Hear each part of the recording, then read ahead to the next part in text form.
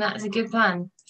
Right, so welcome to our webinar talking about wee and poo. My name is Kate. I've been a helpline advisor on the ERIC helpline for nearly 4 years, and I'm going to be doing this webinar with the lovely Sarah. Oh, sorry, am I meant to introduce myself then? Okay. Feel like a double act. Okay. All right. Hi, everyone. My name is Sarah. I'm the Family Services Manager at ERIC. So I oversee the helpline and the wider family services that we are looking to find other ways to find and support families. So with their children's wee and poo problems. And so I'm really delighted to be here tonight and to see so many people join. And a hello to all the people that are watching the recording as well. And some of you may know about ERIC, some of you may not. So we're just going to play a quick little video that introduces a bit about us. Welcome to ERIC, the Children's Bowel and Bladder Charity. For over 30 years, we've been dedicated to improving the lives of all children and teenagers in the UK facing continence challenges. Our vision is for all children and young people to live a healthy and happy life regardless of any bladder or bowel issue they may face. At the heart of ERIC is our free helpline. We're staffed by a small team of expert advisors providing information, signposting and confidential support for young people and anyone who cares for them. The ERIC website is packed full of resources for families, children, health and education professionals, including videos, blogs and podcasts. The Help at School area features best practice guidance for managing bowel and bladder issues in nurseries, schools and colleges. Our Children's Continence Pathway is a fantastic resource for healthcare professionals. You'll find downloadable guides covering the management and treatment of bowel problems, day and nighttime wetting and much more. We offer training for healthcare and education professionals, early year practitioners, alongside parent workshops. The ERIC online shop has a huge range of bedwetting alarms and other continence products for children. The profits we make are invested back into running our charitable services. We support our community with fundraising events like our charity skydive and campaign for our causes. Our Let's Go Potty campaign is dedicated to supporting families and anyone working with young children with every stage of the potty training journey, from nappies to pants. Visit the ERIC website to find out more about what we do.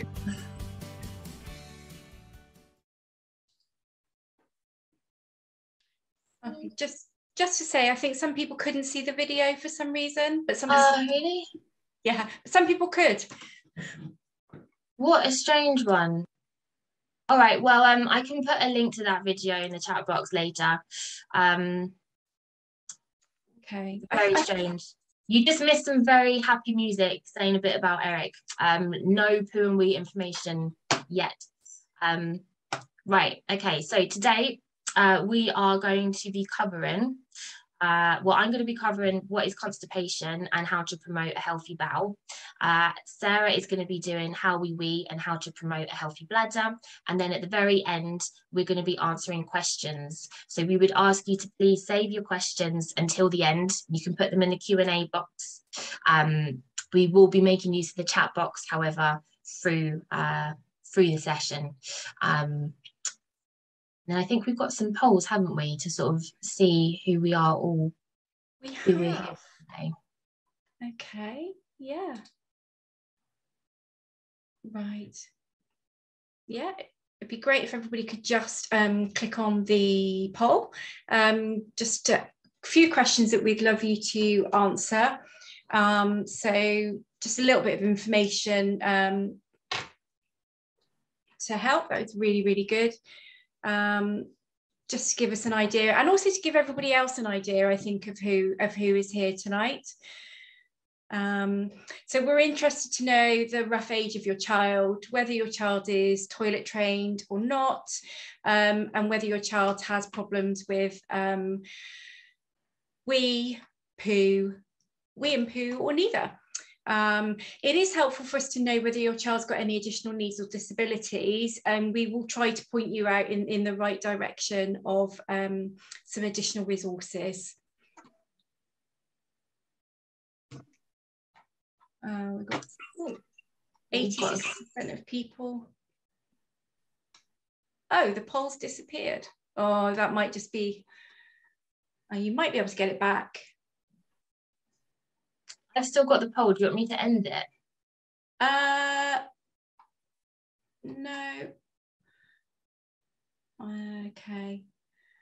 Okay, well, I think we've got most people have managed to click on it. So yeah, so Kate, just to say before I share the results that we're only seeing half of your screen. So I don't know if it's your whiteboard that is affecting the screen, but half the screen is black, and then we've got half of the poo chart. So I'm not sure. Right. That. I'm just going to share the results of the poll just while Kate's having a little look at that. So we've got quite a few people who've got children between the age of 3 and 4, some 5-6-year-olds. So we've got a good mix then of ages of children, and a fairly balanced, some children toilet trained and some not toilet trained. There might be that some of you are trying and having trouble. And children that have problems with wee, 15%, children that have problems with poo, 40%, and both wee and poo, 38%. So and some children haven't got problems with either, but hopefully you'll learn lots all the same. And we do have some children who've got additional needs or disabilities. So we are going to touch slightly on some sensory aspects of toileting throughout this, and so we'll be able to talk more about that as well. And yeah, interesting. Good, we got some regulars. Nice to see you. Okay, so I'm going to stop sharing that now, and then close that. Okay. Oh yeah, we can see your checklist now, Kate. I'll hand back over. Great. Okay. I was just thinking how many more things can go wrong. I miss Amy. Okay. Right. So we've got a lot to get through, so I'm going to do my best to take it slow, but also I do want to cover as much as possible about the poos. So for that reason, I'm starting with the healthy poo checklist. So when we are thinking about healthy poos, we are thinking about soft and formed poos. So if you can see here, this is a cutout from the Eric Poo Checker. So it's very similar to the Bristol stool chart, if you've ever seen that. It's just got types of poos ranked 1 to 7. The perfect poo is a type 4 poo, so it looks like a sausage. It's got a little bit of shape to it and it's nice and soft. In terms of regularity, we are looking for between 1 and 3 poos every day, or 1 poo every other day. So that's the kind of consistency of regularity. That's how often we need the bowel to be emptying. And we want the poos to look normal size. And I will explain more about that in a bit. So yeah, healthy poo checklist, soft and formed, nice regularity, normal size. As promised, I am going to be talking you through constipation. So constipation is a very, very common problem in children. It affects at least 1 in 3 kids. It's definitely the most common problem that we get on our helpline. But there's lots of myths out there about it. Constipation actually just means that there is too much poo in the bowel. There are myths out there about constipation, like it will cause hard poos all the time. And actually, that's not true. Some children are full of too much poo that is very, very soft. Equally, a daily poo doesn't rule out constipation. Some children will poo every day and still have too much poo in their bowel. And you can't always feel hard poo just by patting the tummy, what a GP may often do if you take your child to the GP. So there's lots of myths out there about constipation. The best way to actually understand it properly is to look and think about the bowel. So I'm going to try to draw you some pictures. Sarah, can you see all of the whiteboard? Yeah, apart from there's a black strip across the top. Oh, that's all right. I think that's just Zoom. Okay. Is it just a small black strip? It's like a bar. Yeah. Bar across the top. So yeah, we can see the majority of the screen. That's all right then. Okay, so the bowel, oh, pardon? No, go for it. Sorry. The bowel is like a conveyor belt for poo. So its purpose is to squeeze poo along. It's actually part of a very long tube that runs from mouth to bum. So from mouth to bum, we've got a tube that it goes about 10 meters. Basically, it means that when we eat, food goes in through our mouth, down through our esophagus, and into our tummy. And the tummy is the first sort of part of it all. So when food is delivered into the tummy actually stretches.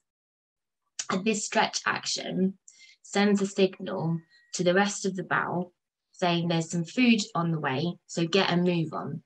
So it causes the bowel to actually start its conveyor belt squeezing in order to help that process. And what that means is 20 to 30 minutes after breakfast, lunch, and dinner, when we eat, is a really, really good time to try for a poo. Because then you're making the most of those big squeezes. Okay.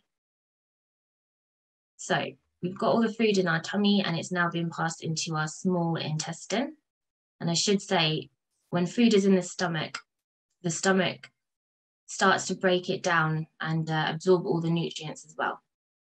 So as it passes into the small intestine's job from a digestion purpose is really to finish the job.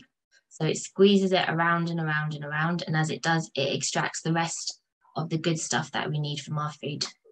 So round and round and round. And it basically means that by the time the food reaches the last bit of the small intestine, it's finished its nutrition journey. So poo that moves into the large bowel here is actually, it's the poo version of soup. It's very, very watery. It's got nothing of nutritional value in there really. It's the colon's purpose is really to keep squeezing it round and round and round so that it extracts the water, so that it starts to turn from poo soup to that soft formed poo, the type 4 poo that we know is the ideal one. Let's go back. I'm going to do actual poo colour for the poo. So poo's getting squeezed around and round and it starts to become less liquidy and starts to look more like the soft formed poo that we want to see. So about this point, the job is done. The poo is ready to come out. And what happens now is that the bowel, the very last part of it is called the rectum. And poo is squeezed into the rectum. And this causes the rectum to stretch to fill. Raise again. So the rectum has to expand with the new poo, then it stretches to fill. That stretching to fill sends a signal via the spine all the way up to our brain, telling us that we need a poo. So that poo sensation that we get is actually caused by the rectum stretching. We call it the poo signal. Something that is a little bit tricky about the poo signal for lots of children is that it's time limited. So we only have the poo signal last for a certain amount of time before it disappears, and then it feels like we don't need to go again. So can people please write into the chat box, just have a guess, how long do you think this poo signal lasts? You know, are we talking minutes, hours? Does it last a whole day? What do we think? No wrong answers. We get a lot of 5, 10 minutes, yeah. 20 minutes, 30, 10. Oh, that's a wide range. They're good guesses. They are actually good guesses. No idea. Thank you for being honest. We've got a duo watching here. Okay. So it seems to be somewhere between 5 to 30 minutes seems to be people's guesses. And a couple of seconds. People are guessing seconds. So it actually only lasts for 20 minutes. which sounds like a long time, but if you think about your typical child, you know, whether we're talking about an under 5-year-old or even a 9-year-old or a teenager, it's very, very easy to get engrossed in things for 20 minutes.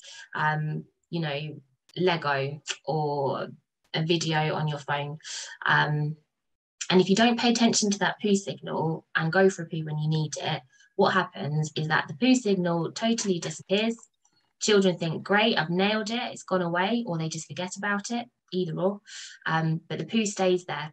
And of course, the poo new poo is being produced all the time as poo stays there. So this is one of the reasons why constipation is so incredibly common in children, because it's just so easy to miss that poo and start your poo traffic jam. And when we're talking about constipation, it often is better to think of it as a poo traffic jam, because that's what it is. Okay. Think about other signs or signs of constipation now. So signs that you can look out for to think about whether your child has a poo problem.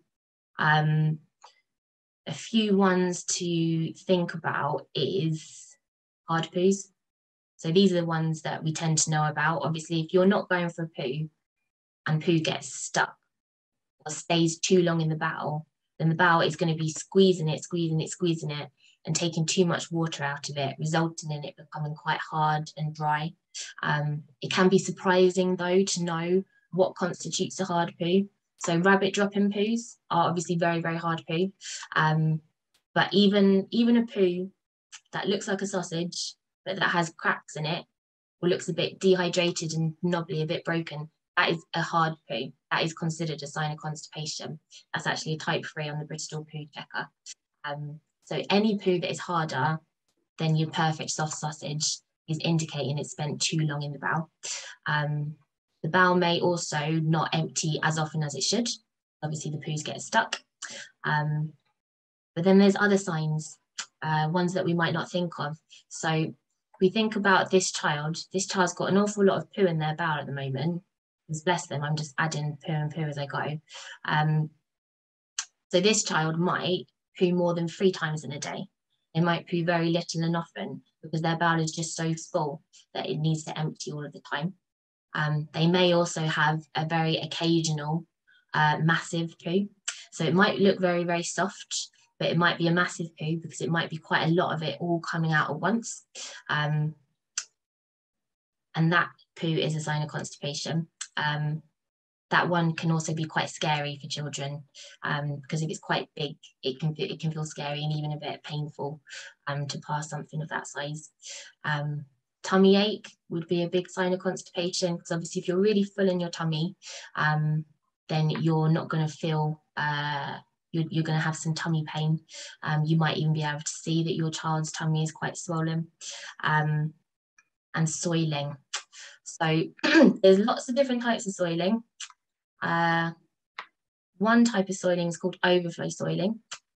Overflow soiling is when you sort of poo soup leaks out around all of the poo traffic jam.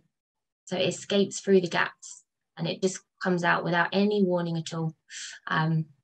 It's not uncommon for overflow soiling to sometimes be mixed up with diarrhea because it's that kind of consistency. And overflow soiling, it can often, not always, but it can often be quite a lot passed at once. So it can be sort of a poo explosion that goes up the back or down to the ankles, kind of thing. Other types of soiling might be lots of little and often bits of poo that just break away from the traffic jam in the rectum and into the pants. And something else that can massively contribute to soiling is this poor rectum and the stretch function. So if we think back to the poo signals, we rely on the rectum stretching to fill with poo to deliver that poo signal. But if the rectum's always stretched, then it can stretch no more. So this poo signal can actually disappear for some children when they're constipated. And that can mean that poo will just come out as it like. It won't send any messages. So you might even get full poos in the pants.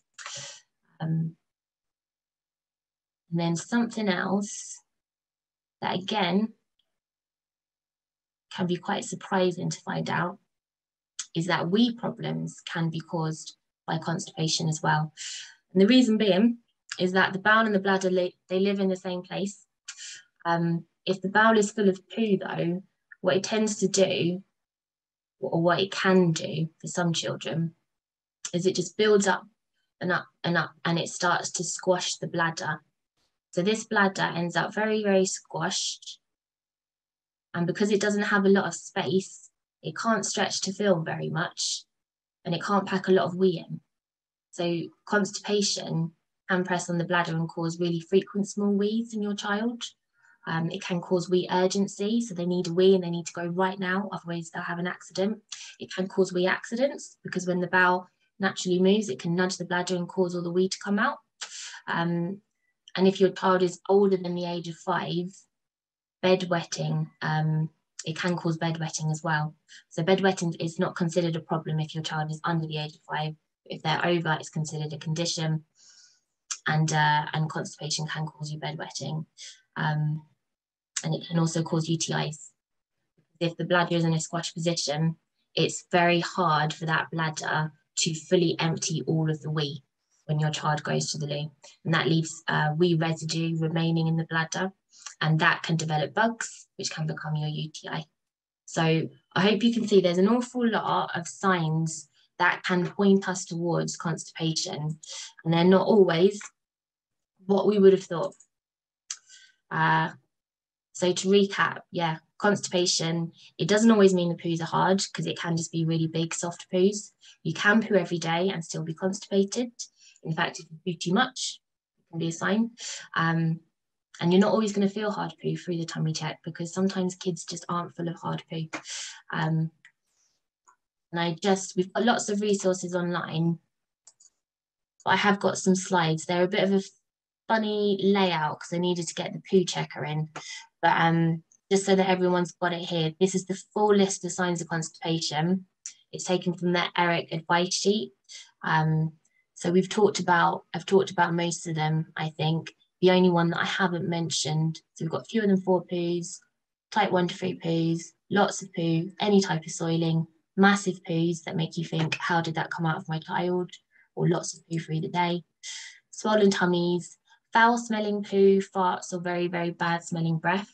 And that is just because the older the poo is, the more it stinks.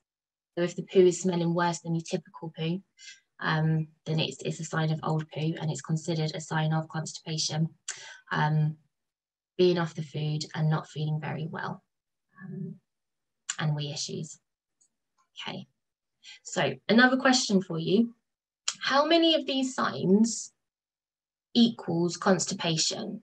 So if you were going to go to a GP, how many signs does your child have to have of constipation for them to be diagnosed with constipation? And again, if you just take your best guess and pop it in the chat box. 2, 1, 3, 1 to 2. Oh, you guys are very quick. They can say someone said you can have all of them and the GP will still say they aren't constipated. I've heard of GPs like that. It can happen. Great. Again, these are all really, really good guesses. So it's just 2 signs of constipation will equal constipation. And it can be a very bumpy road when you're dealing with GPs and talking to GPs about your child's signs. It's one of the reasons why our helpline is here and why we're doing these webinars. And I think we need to know our rights. So all of these signs of constipation are equally important. So any one of them or any 2 of them in any combination, they're all very, very important. The only one that might have a little bit more importance is your rabbit dropping poo, because there's lots of people who think that actually it's impossible to pass rabbit dropping poo unless you're constipated. And there are some professionals who might, or some specialists who might diagnose constipation just based on rabbit dropping poo alone. But for everything else, we're looking for our 2 signs. What should happen next? You want to go to the GP, and if you're having troubles with them, or if you're a little bit unsure yourself, it can be helpful to do a poo diary. I will show you how to find it on our website in a second. So a poo diary for 1 or 2 weeks. The GP should do a physical exam, so they should pat the tummy to feel for any hard lumps of poo, and they should do a quick check of the spine and the anus, just to rule out a rare underlying condition causing the constipation, and that is best practice. They need to do that for every child. If you're having problems in that conversation, the best thing to do is know your NICE guidelines, or mention us.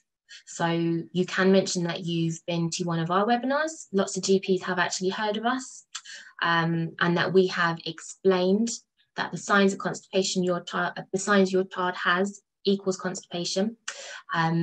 You could go really, really hard on them and pull up NICE guidelines for children with constipation. We've got the link to that on our website. That's fully online, and NICE guidelines are evidence-based guidelines for how a GP should act. They're really like a GP's manual, because your GP is not a specialist. They are a general practitioner, and they should be working from the guideline. And that guideline is online, and it says what we say about the signs of constipation. Okay.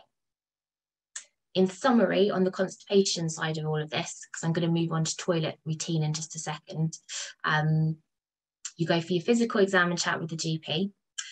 They should be prescribing Macrogol laxatives front line. That's what, and frontline means it's the best first option for most children. So that's Movicol, Cosmicol, or Laxido.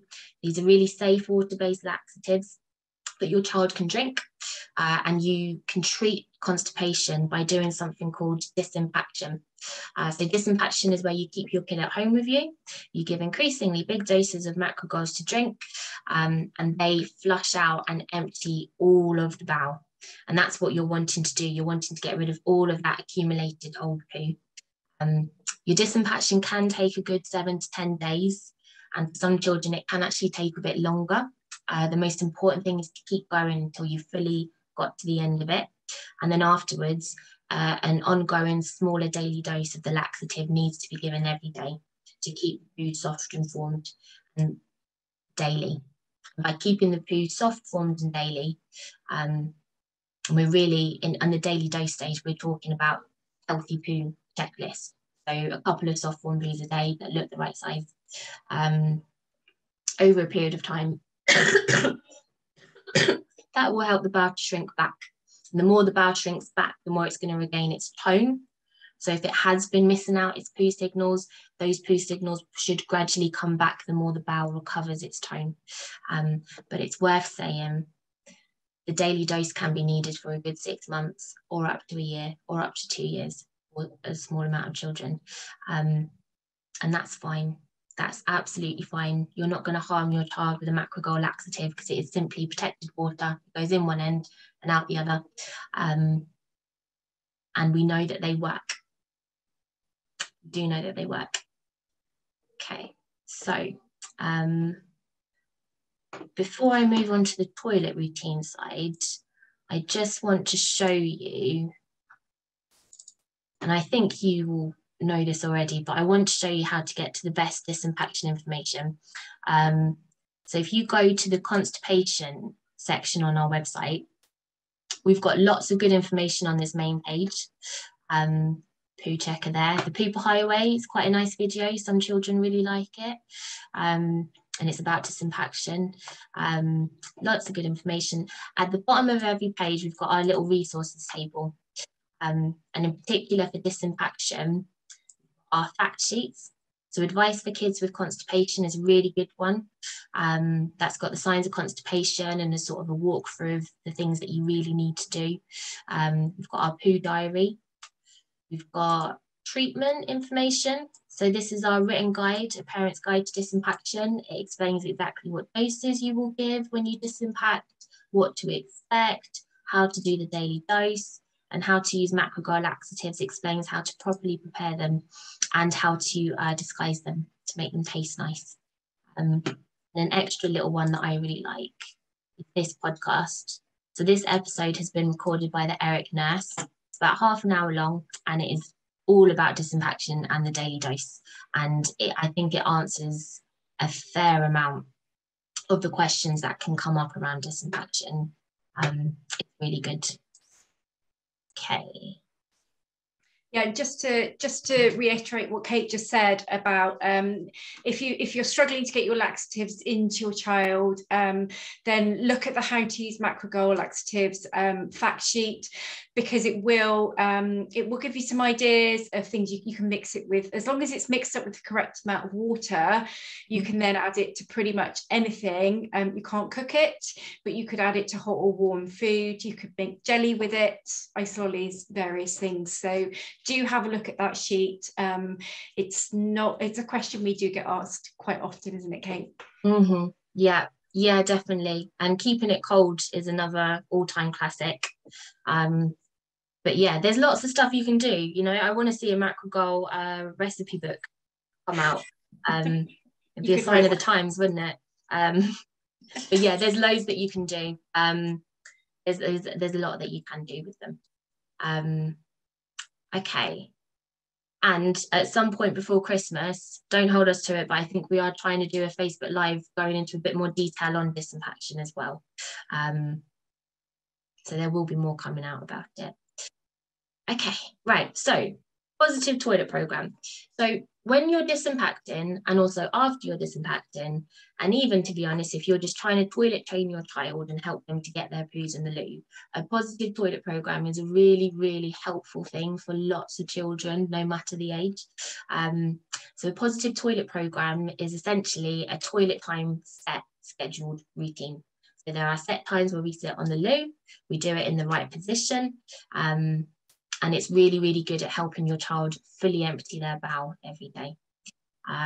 So what do we want in our routine? We want our prime pooing times.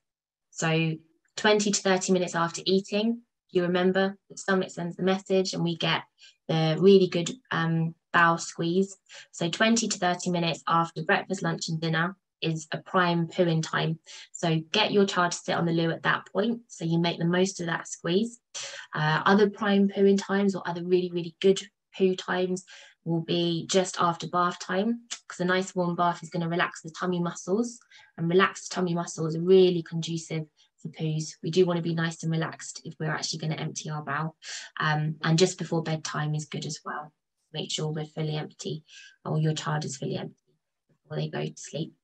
Prime pooing times are not only the best time to sit on the loo for your child's bowel, they're also, well, no, that is the reason why we want to use them. They're really good if your child is experiencing soiling, because if you think about it, when your child's experiencing soiling, they may not be getting good messages from their bowel about their poo. Therefore, using your prime pooing times just means that they're going to be on the loo at the right time, and that may help us to get more poo in the loo. And if we can do that, we can start to build a bit more poo positivity and a bit more poo confidence. A good tip when you prompt is to not mention poos. I know it sounds counterintuitive, but you kind of want to think, when you want your child to poo, don't mention poo, because they may be bored of it. They may not care about it. They may not understand the biology of it. They don't always understand that they need a poo. And also, if they have had hurty poos or soiling that has caused them to feel embarrassed about it, they may not want to think about poo. So therefore, don't mention poo, call it toilet time, and shift all of the focus onto what are the really fun things that they are going to do as part of their toilet time. When they're sitting there, we want them in a squat position. So if they sit on a potty, they're naturally going to be in a squat position.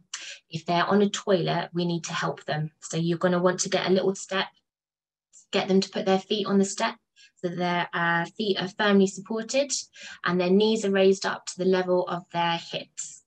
That squat position is really helpful for full bowel emptying. It enables the bowel to better empty. And to be honest, it's a very relaxing position as well, which again is just going to help any child easily pass their poos. We do want to make it really, really nice and easy. We want to make it fun. And again, we sometimes might need to make it really fun to actually motivate them to sit on the toilet. So at Eric, we like to talk about a little toilet time bag. Don't know if you can actually see this. I might need to come out quickly so I can see myself. So we've got a little toilet time bag. So it can be really helpful to get a bag like this, or even just a carrier bag, hook it onto the toilet roll holder or somewhere that's very easily available in the bathroom, and fill it with, in the nicest possible world, fill it with some cat that your child will really love, so that when they get on there, you can do a bit of a lucky dip if they're really young and say, what's going to be in your bag today? Really good activities are going to include stickers. They can stick things. Little fidget toys are a really good one. What else have we got in here?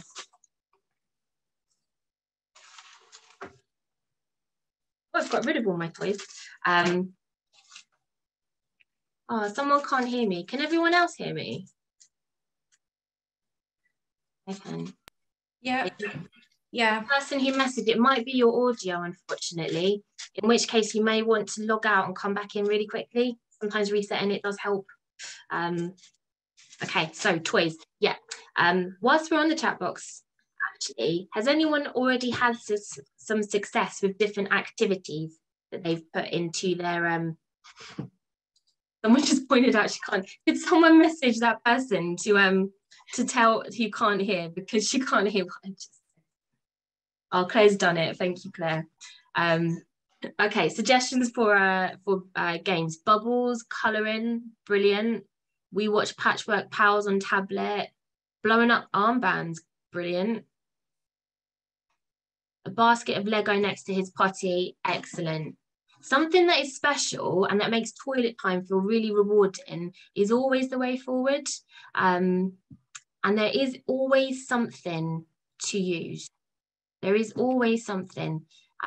Sometimes it's going to be, you know, your Peppa Pig and your Legos and all of that. Sometimes it's going to be, well, if you sit on the toilet, you can have 10 minutes time on the phone, or a voucher to watch a video, you know, something like that.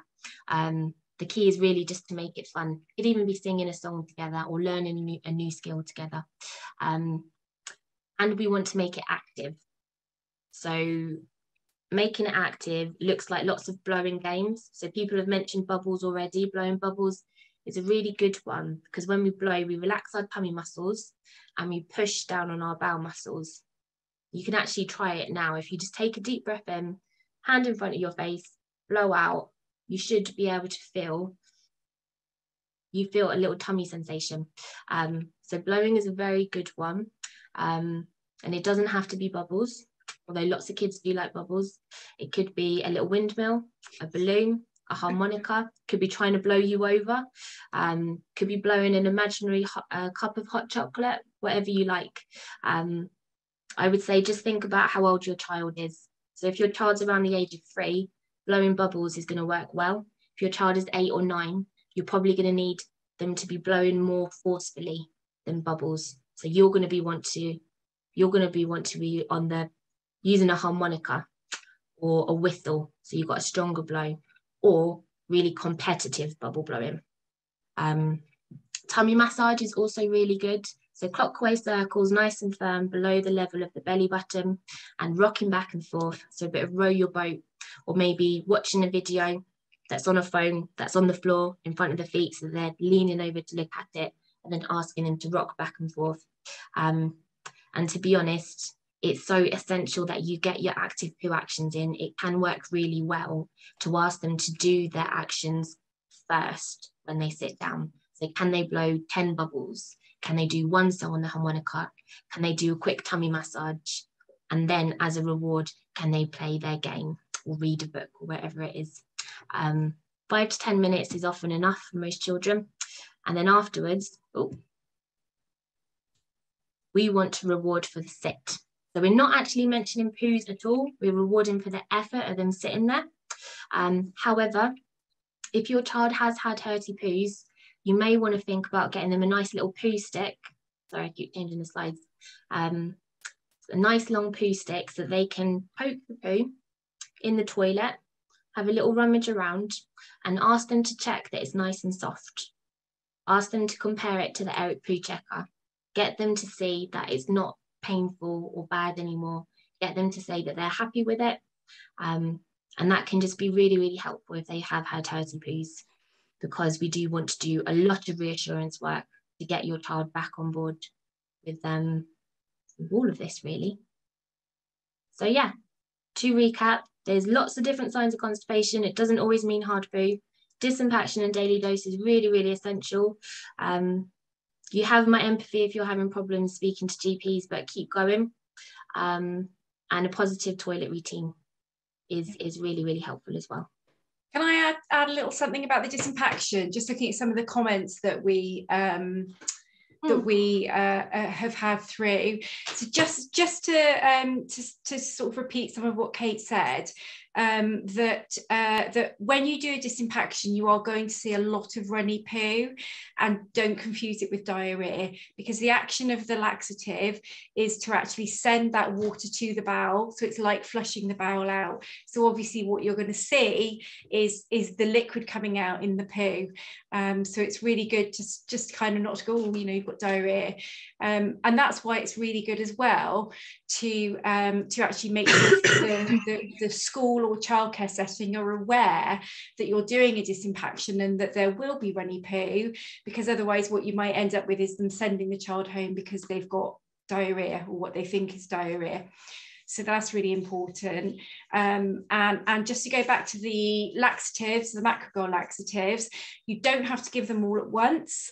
If you're doing a disimpaction, what we would usually recommend is you mix up the day's amount in a jug in the morning, pop it in the fridge, and then you can just splosh bits into various drinks or whatever and just give it to them throughout the day. It doesn't have a timed effect. So it doesn't matter whether they have it a mouthful at a time or a cup at a time, it's all going to go to the bowel. So yeah, just a couple of things I've just picked up from looking at some comments. Great. And we'll have a bit of time depending on what you guys ask in your questions as well. So I think it's time for a 5-minute break. Are you all good with that, Sarah? I said that very confidently and I thought, is it? So yeah, we're going to go for a 5-minute break, and we will see you in 5 minutes. Yeah, so I make it 7:43. So I don't know whether anybody wants a break or whether you just want to nip and put the kettle on and have a quick toilet break. When we come back, we're just in a few minutes time, we're going to start looking at the bladder. So daytime bladder and nighttime bladder as well. And we also want to talk to you a little bit about sensory needs as well. The session is set for 2 hours. That was to allow half an hour for questions and answers. And you might see on the screen that we're joined by some colleagues. So we're actually joined by Janet and Holly and also Sam, all of whom are going to be helping out with future webinars. So and I think some of our other colleagues might be in here as well, so you might get answers from a few different people. The beauty of that is that there's more of us to deal with the questions and answers, so we're really hopeful that we can get through as many as we can at the end. So I'll stop waffling. 5 minutes, if that's okay, and we'll see you very shortly. Bye.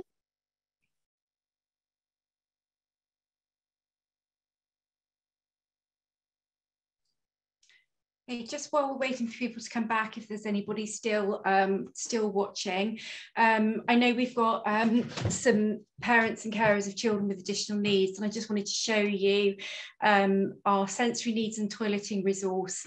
We have a new website. There is soon going to be a section on children with additional needs. The information is all there, but it's not all in the right place at the moment, so we're moving things around. But if you do use the search function and just type in, it's really good. So if you put in sensory needs, this is a downloadable fact sheet and it can be really helpful. So it's useful to have a look. Hang on, I'm just trying to share my screen. There we go. sensory needs. So hopefully you can see that I'm sharing my screen now, and that there are, so the sensory needs, it's really helpful. You may know about interoception. And interoception is how we feel the signals that our body is sending to us. So whether that's hunger, thirst, needing a wee, needing a poo, or being hot or being cold. So the way that we feel those senses can actually really impact on the toileting. So the bathroom can be really smelly. Bathrooms are an odd place anyway. They're different to every other room in the house, so they can be smelly. Bathrooms can be reflective. They might echo, very, very bright. And so children that have different sensory needs may find it too overwhelming, actually. So we would recommend things like putting posters on the walls, maybe a couple of nice rugs on the floor, playing some nice music. Think about the smell as well of the bathroom. Think about, you know, quite often it either smells of poo or it smells of air freshness, either of which are not very nice and can be very strong. So have a think about that. There might be something that your child likes the smell of that they can take into the bathroom with them, whether it's something of yours, a piece of clothing of theirs that smells of them, that they might be able to take into the bathroom with them. Can I just say as well, just because I saw someone mention it in the chat, for things like smell, sorry, I don't know if you mentioned it already, so I've got this cold, but having a little bit of like gauze just strapped on the wrist, or something that they can, like a gauze little bracelet, or, you know, that kind of soft fabric, that's really good for absorbing smells from like essential oils or perfumes. And then it can be, your child can choose what fragrance or smell they want to put on there, and they've got something, and it's a bit of a novelty factor. So yeah, it's just a good tip I had the other day and I liked it. Yeah, that's really, really helpful. Yeah, thank you. I'm just going to stop sharing that now. So do just use the search function. It will, the website will be updated soon to show the additional needs section. But we do understand some children don't like the smell of their own poo. And so, we do come across this quite often. And so there are definitely things that you can do and lots of information. There's also, I think on our webinars, I think we've got something about toilet training children with additional needs, I think, on the webinar, haven't we, on the podcasts. So have a look at our podcasts. Again, you can just type podcast into the search function as well. So you may well be able to get lots of information that way. Was there anything else you wanted to add, Kate, or should we make a start on bladders? Okay, right. Let's see, I'm going to share my screen and let's hope that we can actually, no, what can you see, Kate? I can see your whole window. I can't hear you. I can see the whole your whole window. Right, okay. Okay. Concurrence. Yeah, I can see the slides. Hey, okay. Right, sorry about that. Thanks for bearing with me, everybody. Okay, so Kate's explained about the bowel and how that works, and the bladder can be really affected by the bowel. So when we do talk to parents and carers about bladder incidents and accidents and problems, we do always make sure that we talk about constipation first. So it's always worth saying. Now, daytime bladder problems are common in children, especially younger children, and after the potty training stage, accidents are still normal. Issues with the bladder can range from sometimes you need to rush to the loo, so that's urgency, doing a lot of little wheeze, so that's being frequent wheeze, and occasional small accident or a complete emptying of the bladder. So I'm going to just explain to you how the bladder works. I probably don't really need to share that. right now. So the bladder works by, I'll explain the kidneys first actually. So when we eat and drink, what happens is our body extracts all the fluid, and then it goes into our bloodstream. Then the blood's pumped through our kidneys, so that filters out all the waste. And so that then goes into down into our ureter and down into our bladder as wee.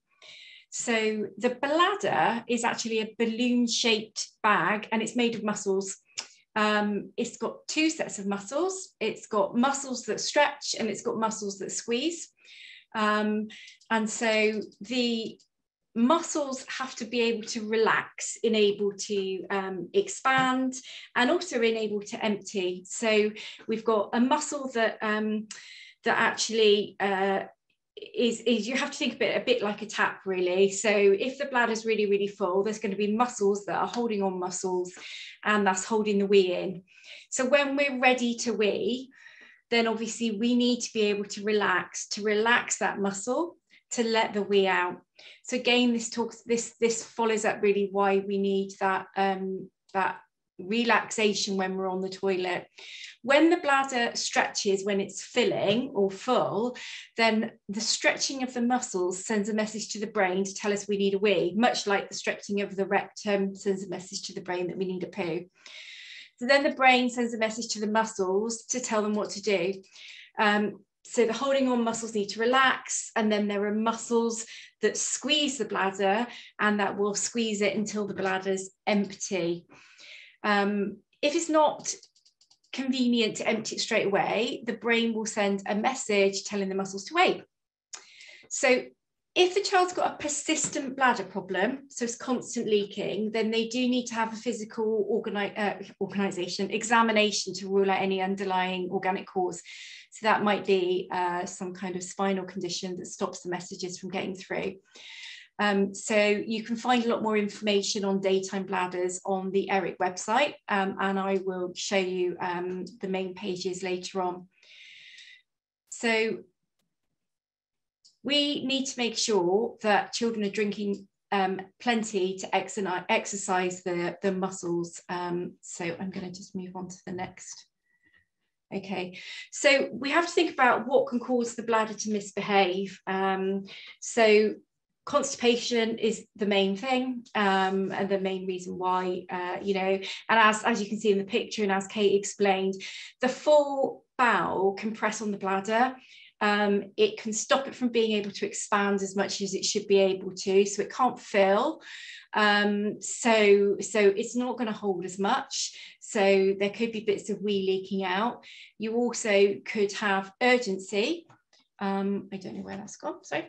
And so that might mean that your child doesn't quite make it to the loo, or says they don't need a wee, and then suddenly they do, you know, and they can only just make it. And so that's really, and as Kate said, the bowel jiggling up and down with all that poo in it is going to press on the bladder and make it squeeze when it shouldn't. So there might be some frequency, some daytime wetting, some nighttime wetting, and again, as Kate said, a risk of a urinary tract infection. If the bladder can't empty fully, bugs can form and cause a urinary tract infection. Now, if your child has got a problem with wetting, but they've been dry previously, we need to rule out constipation first before anything else. And then obviously you would treat the constipation if there's diagnosis of that, and then you can start looking at what other reasons might be causing the wetting. We talked about urinary tract infections. They can cause pain when weeing, they can cause tummy ache, nausea, they can cause lots of small wheeze, urgency, and again, wetting. So it is advisable to just get your child's wee dipped to rule out an infection. Also, it can smell quite strong, it can be quite smelly. So it's good to get that checked out. And then another reason is strong wee. So strong wee irritates the bladder. and can cause bugs to grow. So again, we've got a risk of urinary tract infections. So it's definitely advisable to get that sorted. So in terms of strong wee, what we really need to do is think about your child's drinking. So if you could type in the chat, please, how much does your child drink every day? But how much do you think that they should be drinking? So I think really what I'm asking is, do you think they're drinking as much as you would like them to? How many cups or how many mils of water or whatever it is are they drinking?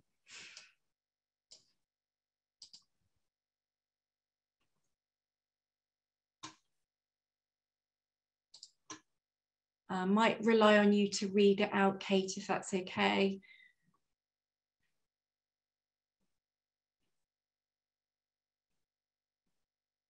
Yes. Sorry, okay, just get to the mute button there. Let's have a look.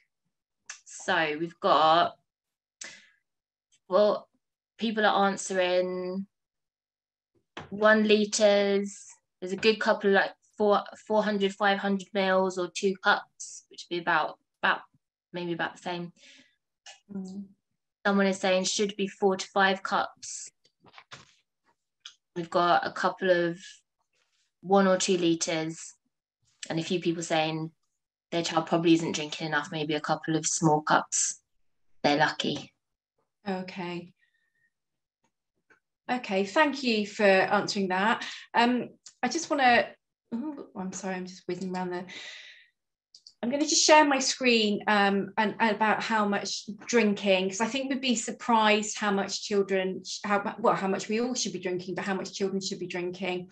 So I just want to show you on the website, on our daytime, so here we go. So if we look at information and advice, and then we scroll down to daytime bladders, you can click on bedwetting or wee withholding, but if you actually click on the children's bladders bit, it will take you to the main page on children's bladder problems and incontinence. So we've got the explanation as to how the bladder works, what a healthy bladder is, healthy urine colour. I'm going to come back to that in a minute. And here's our checker that gives you a guide as to what your children should be drinking. Okay. For some reason, there's a bit of a disparity between male and female as children get older. But generally, you could see that for a child between the age of 4 and 8 years old, we need to be getting them to drink between 1 litre and 1.4 litres a day. Now, we say 6 to 8 cups, and we say spread, that needs to be spread evenly throughout the day. I'll just stop sharing that a minute. And when we say spread evenly throughout the day, that's because the bladder needs to be exercised in order to work properly. So if your child has a little bit of a drink or no drink before school, and then they maybe sip their bottle through the day at school but don't drink much, and then when they get home they drink absolutely loads. If you think about it, that bladder, that balloon has been really tiny all day, and the muscles haven't needed to stretch, and they probably haven't weed much. And then what happens is they come home from school and then they drink loads, and they're thirsty, or you've said to them, have you drank much today? And they're like, maybe. So you try and get a few drinks into them. So actually what can happen then is that the bladder is not used to holding that much liquid, and then that can cause accidents. So we want a regular exercise of that muscle, just like any other muscle in the body, it needs to be exercised regularly. So this is why we say, try and get the 6 to 8 cups into them. If you can get 2 cups into them before school, then that's really good. And then you can try and make sure that they are drinking, a decent bottle through the day. And then obviously you can make sure that they're having drinks when they get home. Think about things like rewards for drinking. So with my niece, I put some different stickers on different levels of her water bottle. She knows that I'm the auntie that nags about her drinking. And so when she's with me, if she's got to a certain point, then she'll get a reward for her drinking. And it's also worth bearing in mind that if your child has got a wee or a poo problem, It's a medical condition, and therefore, you know, you have the right to be able to ask that they have access to their drinks at school and that they are reminded to drink. We can touch more on that a bit later.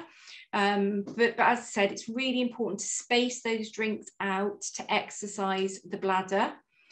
So let's just go back to this. Here we go. So what we also need to think about is how often they should drink. So I've talked about spreading those drinks out evenly throughout the day. And actually, you know, it does need to be even, but what you also need to do is to teach your children to finish a drink. Okay, I wish I'd learnt this when my children were younger, you know, because it's easy to say to them, have a drink, and then they might just take a swig and we're pacified because they've done what we've said and they've had a drink. But actually, you know, one of the best things that one of our nurses said to us is to teach children to finish a drink. So even if you only give them a tiny, tiny bit in the bottom of a cup to start with, as part of teaching them to finish that drink, okay, and then, you know, you can do all the praise and the rewards and everything. Well done, you finished your drink, that's great, you know. So just give them a small bit to start with, just to teach them to do that. So we need to think about what they can drink and what they need to avoid.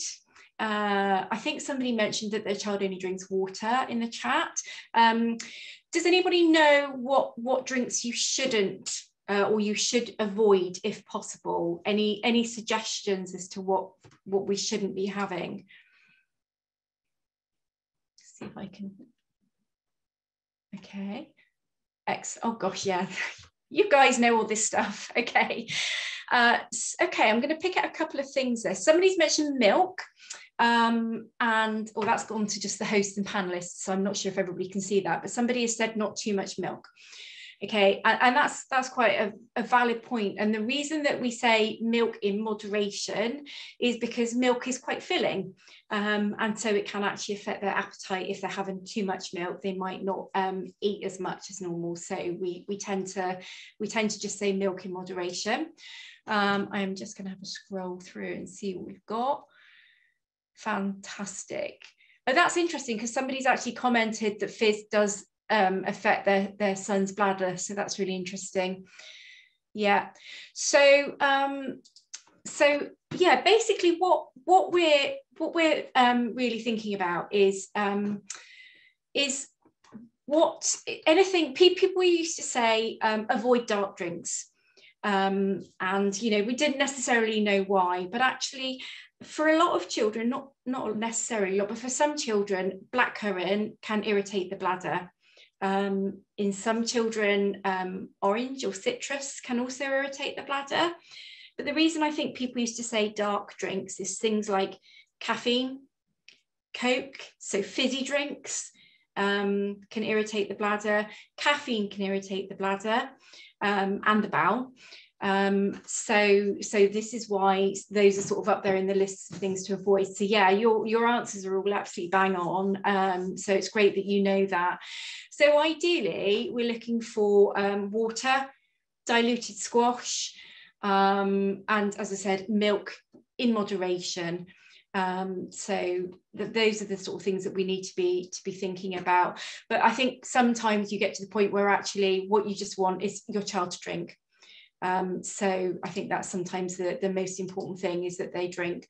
I'm just going to show you back on the website again, on that same bladder page. We've got, there's a little video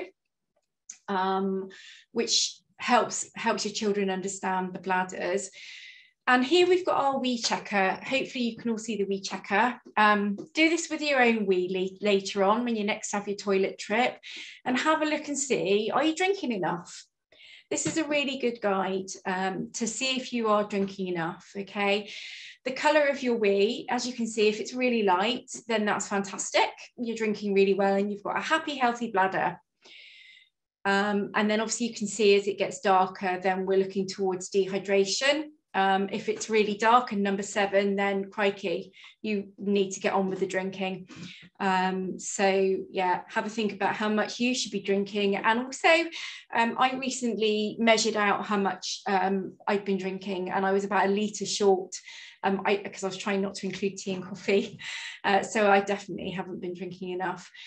And there is a guide at the bottom of this page as to how much you should drink to spread them out, and the average cup size for the age of your child. So we're looking at that. Again, we've got how much children should drink. There's a little bit on babies' bladders there. And then how often children should wee. So most children will, on average, empty their bladders between 4 and 7 times a day. Younger children, it will be more frequent. And it is common for children under 5 to maybe not quite get the message at the right time. They need to learn to recognise that message. So there's some information on wee problems, causes of wee problems, and how to treat them. There's a little bit about overactive bladders. And then I'm going to scroll right down to, again, as Kate mentioned before, we've got all these wonderful resources at the bottom of the page. So there'll be a link to the constipation page, which is really helpful. A drinking reward chart, absolutely fab. If rewards work for your child, that's brilliant. You may just want to start rewarding them for drinking when you ask them to, and finishing a drink. And then we've got our intake output chart. I'm just going to click on that, and hopefully you're going to be able to see it. If your child does have wee problems and you've dealt with constipation, they haven't got a urinary tract infection, it can be really helpful to start looking at how much have they drunk and how much have they weed.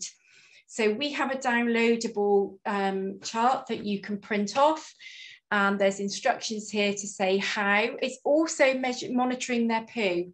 So again, we've got the poo checker, and this will give you a really good opportunity to really look at their bladder and their bowels and work out what's going on.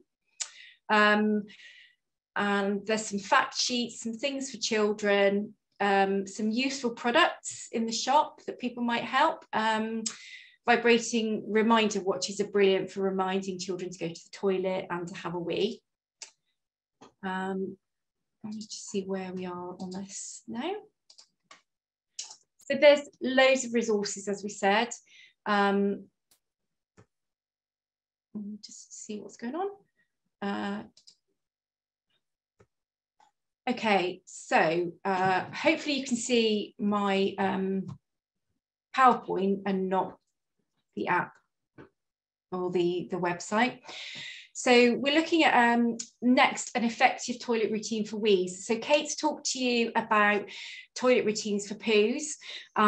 So obviously this is very, very similar. And so we would recommend that you do it for both to start with. So again, we need to think about sitting in the right way. So feet supported on a step or a box, a really secure toilet seat so that they feel safe. Being relaxed, again thinking about the environment. So if we've got children that really don't like the bathroom, you know, have a look and see what maybe they'd like to do some drawings that you can stick on the wall, or you could get some posters, or you can get, as Kate said, something nice with an essential oil on that they can smell, or your perfume, things like that. And you might want to play some nice relaxing music while they're in there as well. Again, really important to relax, to let the wee out. As mentioned, the bladder, those muscles have to be able to relax to let the wee out, okay? To open the tap and to squeeze the wee out. So really, you know, the toilet time bag, books, story time, your phone, wherever you need to try and get them relaxed. And again, try not to really focus on wee or poo. You know, we're calling it toilet time. And we need to often say it's toilet time rather than saying, would you like to go to the toilet? Because if you say, would you like to go to the toilet? And they say no, you're kind of stuck.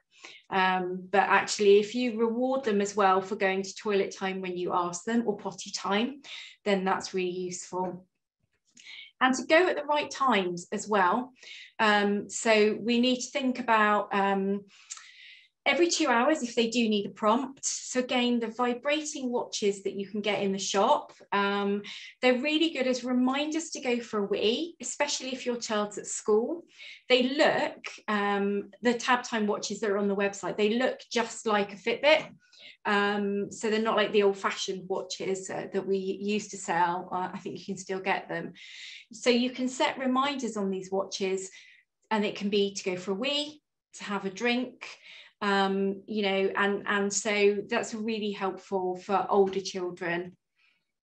As Kate said, encouraging boys to sit to wee. I can't say it often enough. I say it to every single person I speak to on the helpline, whether it's a wee problem or a poo problem. We really want boys to sit down. They're more likely to empty their bladder fully.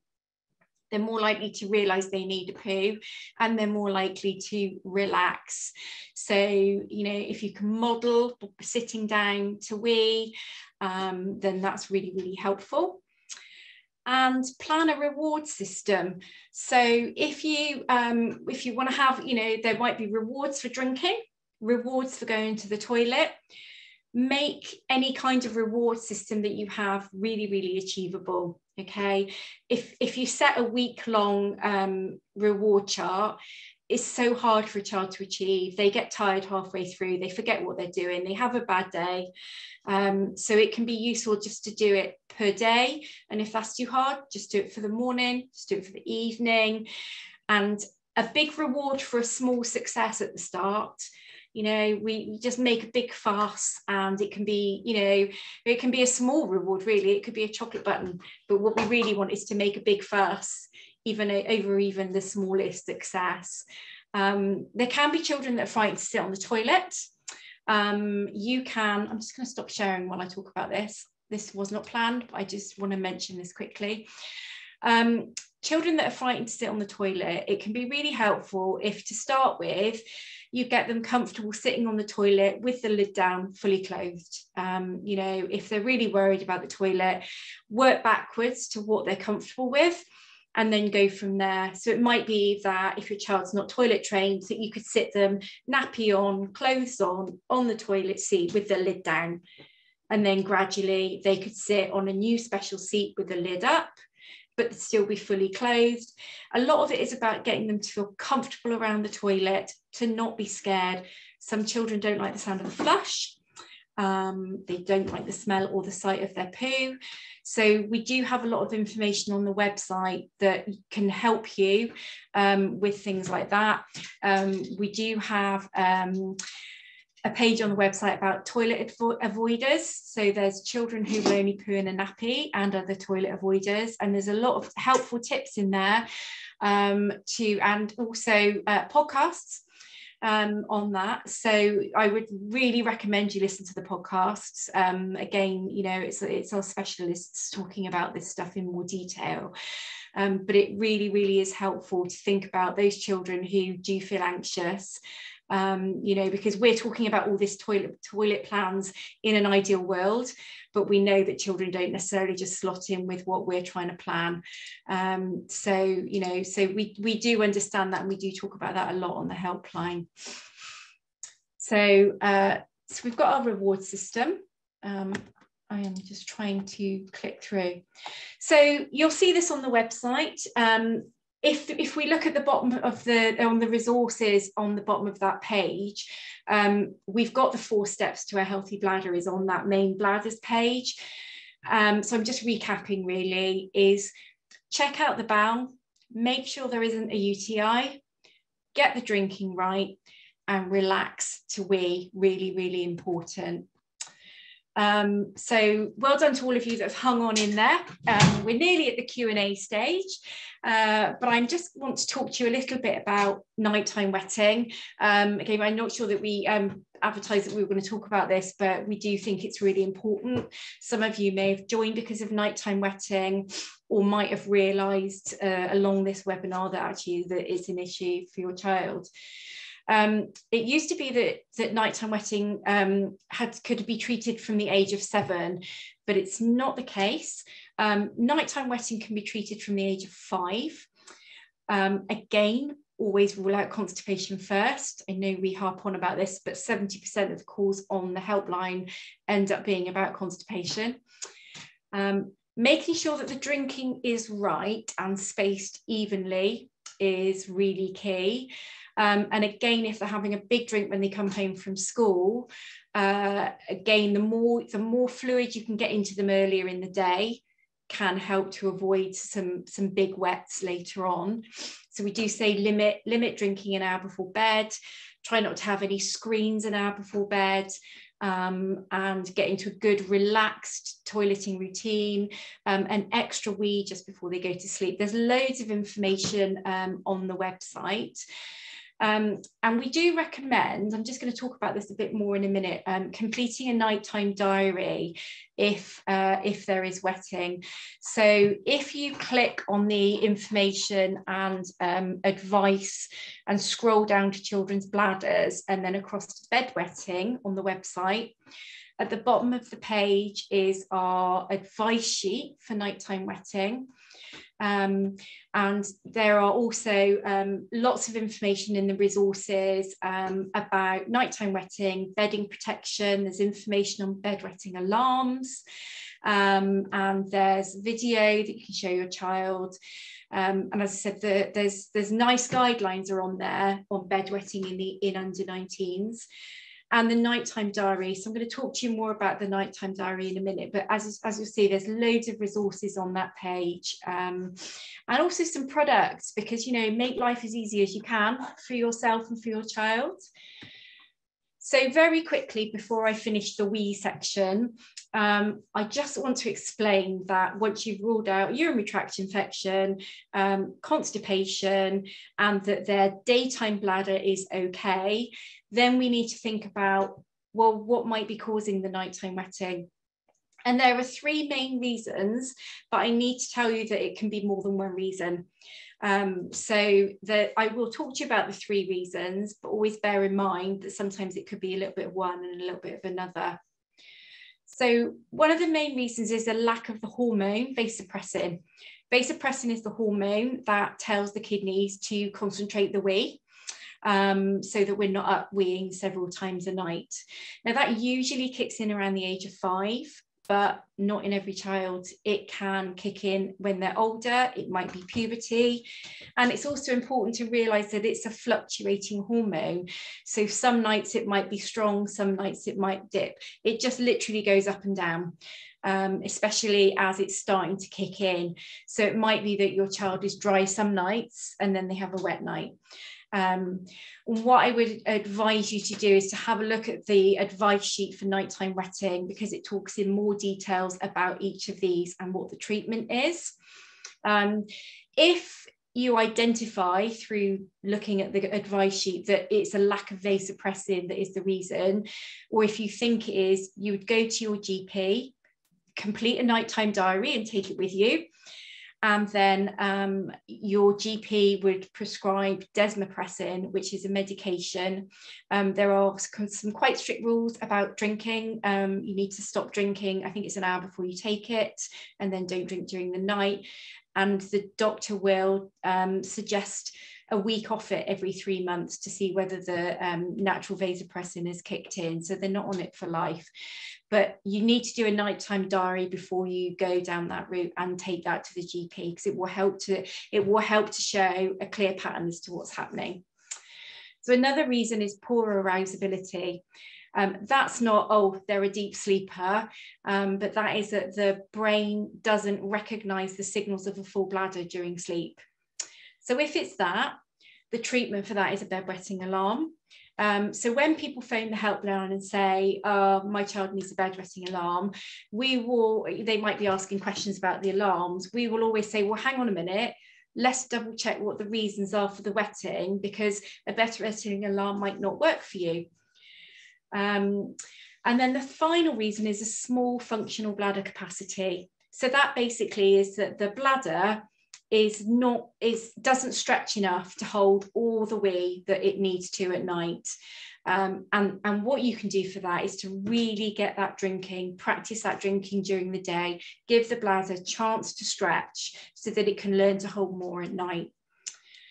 So as I said, you really need to complete a nighttime diary to get really understanding. It can mean some sleepless nights or a couple of sleepless nights, because we need you to get up, check the bed at various times of night so that you can work out what time are they wetting, how much are they wetting.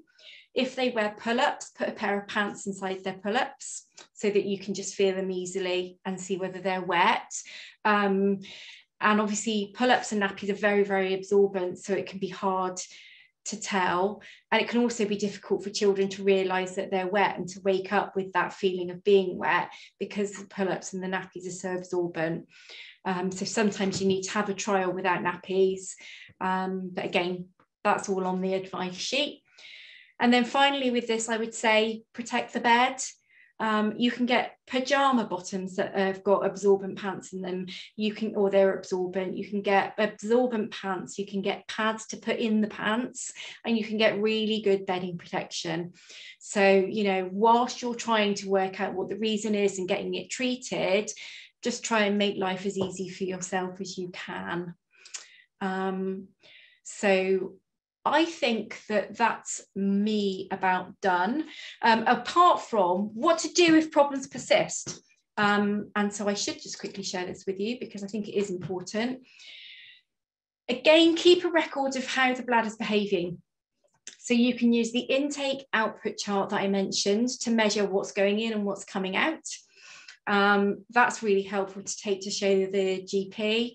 Again, the nighttime diary is helpful. You know, if you are planning on going to the doctor about constipation, about wee problems, it's always best to be armed with as much information.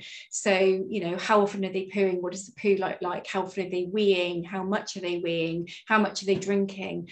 So always try and go armed with as much information as you can so that you can get the treatment that is right for your child. Remember, it's common to have wetting accidents after potty training. It takes a while for them to recognise that signal. Think about the toileting routine, their position and relaxing. And also, you know, if a child is wetting more than 8 times a day, or they're rushing to the loo frequently, you know, anything over the age of 5, we would always recommend that you get them checked out by the GP.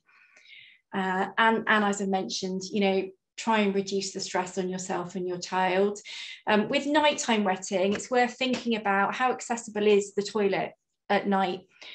Is your child on the top bunk? Or is the toilet downstairs? All these kind of things can be barriers to becoming dry at night. So it's worth thinking about those things.